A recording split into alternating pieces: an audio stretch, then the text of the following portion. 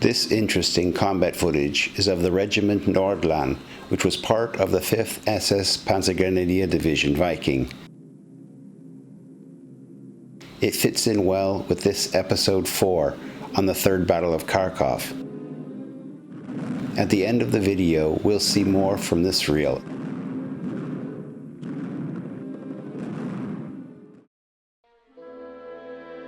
I've been using this 4-page German report as a framework to which I add other original source historical materials. This includes the 5th SS Viking footage, Soviet combat footage, and a comparison of Soviet propaganda before and after the defeat. I'll also introduce the Grischino Massacre, which was perpetrated by the Soviets. This being the channel's 100th episode, I'd like to thank all the subscribers and especially the Patreon supporters who have made this possible. We'll continue with the translation of the captured Russian document. If you haven't seen parts 1 through 3, I suggest that you go back and watch them.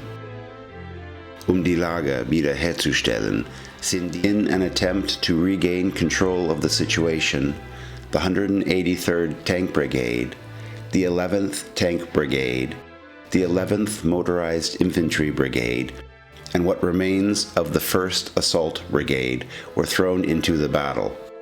At 2400 hours, the tanks of Tank Brigade 183 arrived to Krassnoarmejskoje, where they combined with those of the 12th Guard Tank Brigade to take part in the attack.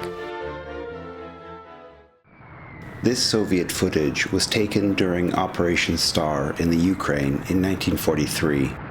Soviet cameramen were generally more willing, or possibly forced, to film combat scenes than their German counterparts. Open a free account at our website, military1945.com, and see an example of exclusive bonus material. Das 4. Garde Panzer, the 4th Guard Tank Corps, suffered a heavy loss of both men and equipment. The 14th Guard Tank Brigade's Chief of Staff reported at 2400 hours the destruction of his communications station.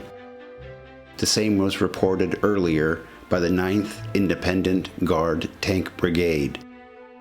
Support from the 10th Tank Corps was not sufficient due to the fact that Kharkov has failed to provide the promised reinforcement of the 5th Ski Brigade. Okay, so now let's pivot for a moment and talk about the Grischino Massacre, which involves the 4th Guard Tank Corps. The massacre happened in the Ukrainian towns of Grishino and Krassnoarmejskoje. After the war, the towns merged, and in 2016, during a process of decommunization, its name was changed to Pokrovsk. For orientation, the modern-day name for the city Stalino on the map is Donetsk. When the 5th SS Panzergrenadier Division, Viking, entered the city on the 18th, they discovered 696 corpses, 406 of which were Wehrmacht soldiers. The rest were civilians, including female communication personnel, construction workers, nurses, and civil officials. There were also 89 Italian soldiers, 9 Romanian soldiers, 4 Hungarians, and 8 Ukrainian volunteers. Many of the bodies were terribly mutilated. Of course, that's not to say that the Germans were innocent of committing atrocities. This photograph shows 2 civilians hung in Grishino after retaking the town. As early as December 1943, some Germans would be tried and sentenced in Kharkov for their actions. As would be expected, with the surrender of the German 6th Army at Stalingrad on February 2, 1943, Soviet propaganda of the time focused on this event. In the 3rd February leaflet from the series Front Illustrierte, which was published around the 18th, number 6, we see photographs of the 24 generals that surrendered. At the end of the leaflet, they've added information describing the success of the Soviet Operation Star, which saw a major push to recapture the cities of Kursk and Kharkov. The 600-kilometer advance in just 2 weeks was impressive. Die Niederlage der deutschen Armee in Russland ist unausbleiblich. Die Katastrophe der Hitlerarmee, the catastrophe of Hitler's army in Russia, has begun. Soviet troops expanding their offensive have pushed the German troops back 600 kilometers from Stalingrad. They have already cleared the northern Caucasus region and are advancing successfully into the Donets Basin. Krasnodar, Rostov-on-Don, Voroshilovgrad, Kursk, Kharkov, and hundreds of other Soviet cities have been retaken by the Red Army. Unter den wuchtigen Schlägen der Roten Armee haben die deutschen Truppen in den letzten 3 Monaten mehr als 700.000 Soldaten und Offiziere an Toten verloren. The text below states,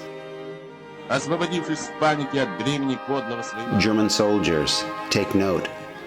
If you do not end this senseless resistance, you will never leave Russia alive. The only way to save yourself is by surrendering.